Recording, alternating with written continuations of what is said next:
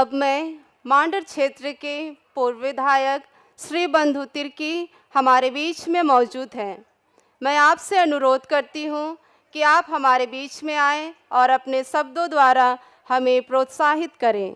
जोरदार तालियों के साथ स्वागत करें।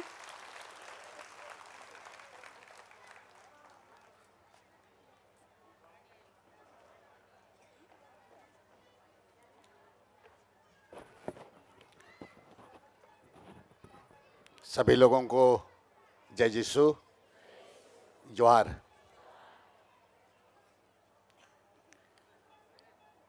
इस सेवक फादर कॉन्स्टेंस लिबन्स छोटनागपुर के जो प्रेरित के रूप में जाने जाते हैं, उनके आगमन, उनके वर्षगांठ और आज का दिन उनके नाम पर समर्पित वार्षिक तीर्थ यात्रा के अवसर पर उपस्थित हम सभी लोगों के अभिभावक, हमारे संरक्षक, अति मान्यवर महाधर्माध्यक्ष फेलिक्स टोप्पो जी और हमारे सहायक धर्माध्यक्ष अति मान्यवर थियोडोर मस्करहंस जी, इस पल्ली के पुरोहित फादर हुबर्तुस बेक जी, उपस्थित हमारे विभिन्न कांग्रेगेशन के सभी सम्मानित पुरोहितगण, हमारी धर्म बहनें, विभिन्न पेरिस से आए हुए कैथोलिक सभा के सभापतिगण, महिला संघ के सभानेत्रीगण, युवा संघ के नेतागण, अध्यक्षगण और विशेषकर हुलहुंडू पारिस के सभापति महोदय, महिला संघ के सभानेत्री और युवा संघ के सभापति और विभिन्न जगहों से आए हुए हमारी सभी माताएं एवं बहनें, विभिन्न पेरिस से आए हुए हमारे नौजवान और साथ में हमारे सहयोगी, आप लोगों के बीच में लगातार आप लोगों के बीच में काम करते हैं छोटे भाई अमूल नीरज कालको जी, यहाँ पर उपस्थित सभी सम्मानित पुरोहितगण और सभी हमारे बच्चे एवं बच्चियां। मैं एक विशेष बात आज यहां पर उपस्थित तमाम कलीसिया, जिसके बारे में विधायक जी ने इस बात को भी कही कि हमारे जो महाधर्माध्यक्ष, चाहे सहायक धर्माध्यक्ष हो, हमारे पुरोहितगण हैं, हमारे धर्म बहने लोग हैं, लगातार एक त्याग, जिसको कहा जाए कि इस हमारे प्रदेश के लिए मोमबत्ती की तरह लगातार जलने का काम करते हैं, पिघलने का काम करते हैं और उसी का परिणाम है कि आज हम आप जो स्थिति में अपने आप को दिखाई देते हैं, और चाहे शिक्षा के क्षेत्र में हो, चाहे स्वास्थ्य के क्षेत्र में हो, इस प्रदेश को संवारने, इस प्रदेश को गढ़ने का काम हमारे महाधर्माध्यक्ष, इसके पहले जो भी रहे हैं, वर्तमान में जो है, और हमारे यहाँ के जो पुरोहित और हमारे जो धर्म बहनों की भूमिका है, ये कभी इसको भूला नहीं जाता है। हमें भी इस असेंबली में रहने का अवसर मिला। समय समय पर आपकी जो कलीसिया की उपलब्धि है, ये बातें भी सदन में गूंज पड़ती है। तो हम इस बात को कहना चाहेंगे कि आज आपकी जिम्मेवारी बढ़ी है। इसके पहले जब मैं आया था यहाँ पर इसी मंच पर, तो महाधर्माध्यक्ष फेलिक्स टोप्पो जी का मुझे बात आज भी याद है कि कलीसिया के लिए एक बहुत बड़ी चुनौती है और उस चुनौती को हमको स्वीकार करते हुए आगे बढ़ने की जरूरत है। मैं इसलिए इस बात को कह रहा हूं कि वर्तमान परिवेश में हमें आध्यात्मिक रूप से जिस तरह आज जिस तरह यहाँ पर हम फादर लिवहंस के का उसको यादगार में उनका स्मरण में हम एक आध्यात्मिक रूप से यहाँ पर पवित्र मिसा किए, यहाँ पर प्रार्थना किए। हम एक तरफ से कहा जाए कि अपने आप को आध्यात्मिक तरीके से हम आस्था और अपना विश्वास को बनाए रखने का हम काम किए, लेकिन इसके साथ साथ हम प्रार्थना के साथ साथ हमारी सामाजिक, हमारी धार्मिक वो चेतना के बारे में भी हमें चिंतन करना चाहिए। और इसके लिए हमारे जो विशेषकर कैथोलिक सभापति हो, सभा के टीम हो, महिला सभा के जो महिला के सभानेत्री हो, आपकी जिम्मेवारी आज के दिन में बढ़ी है। आपको नेतृत्व लेना होगा, आपको लीडरशिप लेना होगा। धार्मिक मामले में हो, धार्मिक व्यवस्था के मामले में जो हमारे महाधर्माध्यक्ष का जो वहां से संदेश होता है, उस संदेश के साथ साथ हमें अपने समाज को मजबूत करने के लिए, समाज को संगठित करने के लिए लीडरशिप, ये कौन लेगा लीडरशिप? हमारे कैथोलिक सभा के तमाम टीम, महिला संघ के नेत्री का सभी टीम, युवा संघ के सभी टीम आज का दिन में कुछ बहुत सारा डिटोरिएट कर गया। पहले मारिया मार्ग हुआ करता था और कई एक तरह का अनुषंगी इकाइयां हुआ करता था आपका, वो सब इकाइयां मजबूत हुआ करती थी। आज आप खुद सोचते होंगे कि बहुत सारी जो हमारा इकाइयां हैं, अनुषंगी इकाइयां रही, ये तमाम इकाई एक तरफ से कहा जाए कि डिफंक्ट होके पड़ा हुआ है। इसीलिए ऐसे परिस्थिति में हमारी जो महिलाएं हैं, नेतृगण है, सभापति है, युवक लोग हैं, इनके जिम्मेवारी आपको हमारा धार्मिकता के साथ साथ समाज से संबंधित विशेषकर राजनीतिक चीजों को भी आपको समझने की जरूरत है।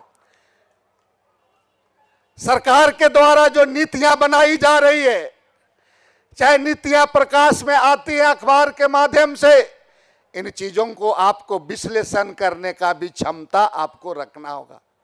हम इन चीजों को बिल्कुल हम ध्यान नहीं देते हैं। आपको मैं कहना चाहूंगा कि मैं एक आपके सदस्य होने के नाते जो भी तरह की बात सरकार का पॉलिसी, नीतिगत फैसला लिया जाता है, भले व्यक्तिगत आपसे रोज नहीं मिल पाते हैं, लेकिन एक एक चीज आपका संज्ञान में आता है और एक एक चीज को हम लोग विश्लेषण करने का प्रयास करते हैं।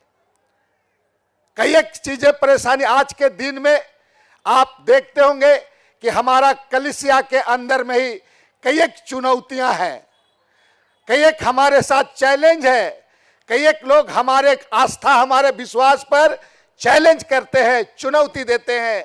और ऐसे चुनौती के लिए हमारे कलीसिया के लोग, विशेषकर जो इकाइयां हैं, हमने कहा कैथोलिक सभा, महिला नेत्री, युवा, इनको इसको मजबूती के साथ इन चीजों को समझने की जरूरत है।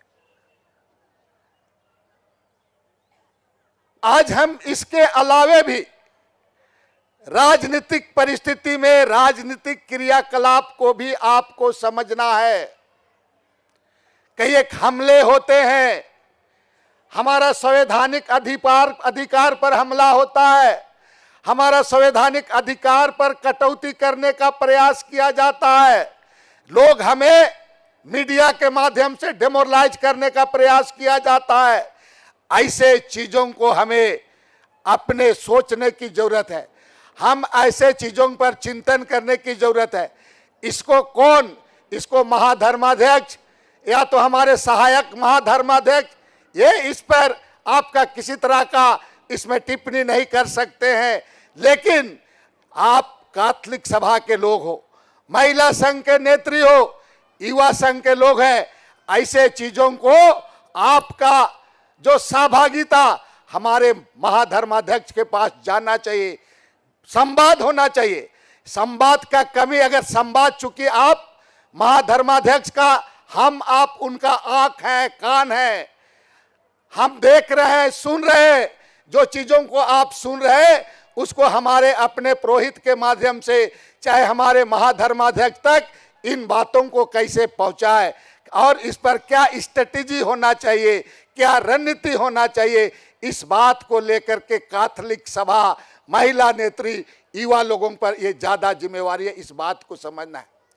आज की इस विषम परिस्थिति में आपको चीजों को, हम सिर्फ एक जगह ही, केवल एक तरफ से अपने आप को हम समेट के रखने का प्रयास करते हैं, लेकिन इस प्रदेश में अपना हक लेने के लिए भी, अपना अधिकार को लेने के लिए भी आपको सही तरीके से, आपको एक तरफ से कहा जाए कि संगठित होते हुए चीजों पर समय समय पर चर्चा, विवेचना, विश्लेषण, संवाद होने का जरूरत है। हाल के दिनों में, पहले हमें याद है कि आज से 2 साल, आप एक से एक हमारे पास काफी मजबूत और काफी जानकार पुरोहित भी लोग थे। बहुत ऐसे पुरोहित आज हमारे बीच में नहीं है, इस दुनिया से चल गए। स्टेन स्वामी की बात कहें या तो और भी कई एक ऐसे जो लोग थे जो समय समय पर वर्कशॉप, कार्यशाला वगैरह करके आप हमको कुछ चीज़ों को, राजनीतिक चीज़ों को, या तो हमारे हक अधिकार को, हमारे संवैधानिक पहलुओं को बताने का काम करता था। वो हमें एक रास्ता दिया। ऐसे परिस्थिति में आपका और हमारा एक जिम्मेवारी है, एक एक लोगों को, हमारे बीच में पढ़े लिखे बच्चों को, ना केवल एमएलए एमपी नहीं, लेकिन अपना सोच को डेवलप करना चाहिए। और जिस तरह शिल्पी नेहा तिर्की विधायक जो बात को कहा, ये सोच आपके बीच में लाने की जरूरत है। समाज के बीच में हमको ज्यादा से ज्यादा लोगों को अच्छे अच्छे पद में पहुंचाना होगा, आगे बढ़ना होगा।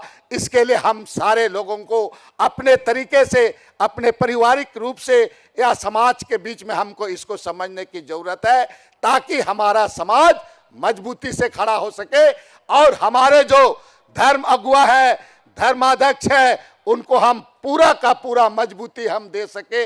इस बात को समझना है, इस बात को समझना है। वर्तमान परिवेश में आपको कुछ चीजों को ध्यान देना होगा, कई एक छीटा कसी बातों से आपको बचना होगा। हम टिप्पणी करते हैं, हम आलोचना करें जरूर। आप अगल बगल का, जिस तरह से विधायक जी ने कहा कि पड़ोसी के प्रेम के बारे में आप आलोचना करें, लेकिन हेल्दी आलोचना होना चाहिए, हेल्दी क्रिटिसाइज होना चाहिए, उससे कुछ मीनिंग निकलना चाहिए। इसीलिए मैं इस बात को आपको कह रहा हूं कि आज हमारी जिम्मेवारी, आपकी जिम्मेवारी बढ़ी है। जितना संख्या में यहाँ पर है आए हैं, आज जो आप आध्यात्मिक रूप से यहाँ पर पवित्र मिसा किए, जिस वचन को आपको दिया गया, बताया गया, यहाँ पर कई एक फादर विंसेंट से लेकर के, विधायक से लेकर के, जो भी बातें हैं जिनके द्वारा कहा जाएगा, उन बातों को लेकर के आपको जा करके चिंतन मंथन करने की जरूरत है। और आज के समय में हमारी जो जिम्मेवारी बढ़ी है, उस जिम्मेवारी को ईमानदारी पूर्वक आगे बढ़े, क्योंकि आने वाला दिन आपके लिए सामने में कई एक खतरा मंडरा रहा है। हम इसलिए इस बात को कह रहे हैं कि आपको आगाह कर देना चाहते हैं। मैं इसके लिए नहीं कह रहा हूं कि आप इसलिए आप डरे, इसके लिए आप घबराए, इसके लिए नहीं, लेकिन आप कुछ खतरा है, कुछ खतराएं हैं, उसके लिए आपको तैयार रहना है। अपने आप को संगठित होकर के, चीजों को समझते हुए आप आने वाले दिन में इस संघर्ष को आपको चुनौती पूर्वक लेने के लिए तैयार रहना है। इसी बात को मैं विशेष रूप से कहूंगा। और आखिरी में एक बात कह के मैं समाप्त करूंगा, हमें रोड सेफ्टी को भी ध्यान देना है। ये विषय से हटकर है, लेकिन हम लगातार रोज देखते हैं, थाना से रिपोर्ट हम लोग लाते हैं, मंगाते हैं, औसतन महीना में 15 लोगों का एक्सीडेंट होता है, रोड एक्सीडेंट। रोड एक्सीडेंट 15 लोगों का होता है महीना में, 15-16, और अधिकांश लोग हमारे लोग होते हैं। पूरा बाइक एक्सीडेंट, गाड़ी एक्सीडेंट। मैं उन लोगों को भी कहूंगा कि सड़क सुरक्षा नियम को आप पालन करें। नौजवान लोग हेलमेट पहन करके मोटरसाइकिल चलाए, धीरे चलाए, सड़क में कलाकारी ना करे। जीवन बहुत अनमोल है, बहुमूल्य है। आप जीवन 1 मिनट में समाप्त हो जाएगा। इसलिए युवाओं को हम कहेंगे कि इससे आप कैसे बचे, दूसरों को कैसे बचाए, ये मेरा विशेष रूप से आप लोग से आग्रह होगा। इन्हीं शब्दों के साथ मैं अपनी बात को समाप्त करते हुए इस उम्मीद के साथ कि आने वाले दिन में हम बेहतर तरीके से और मजबूती के साथ संगठित होकर के फादर्स लिबन्स के जो बताए हुए मार्ग में, महाधर्माध्यक्ष के बताए हुए मार्ग में हमें आगे बढ़ते हुए अपनी कलीसिया को मजबूत करना है। इन्हीं शब्दों के साथ अपनी बात को मैं समाप्त करता हूं। सभी लोगों को बहुत बहुत धन्यवाद। जय यीशु, जोहार।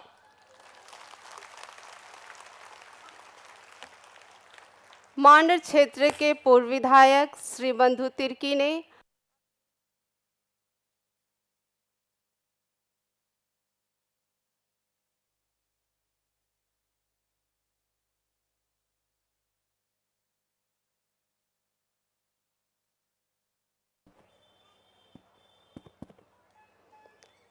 मांडर क्षेत्र के पूर्व विधायक श्री बंधु तिर्की ने अपने मन में उठ रहे विचारों एवं भावनाओं को हमारे बीच में रखे हैं।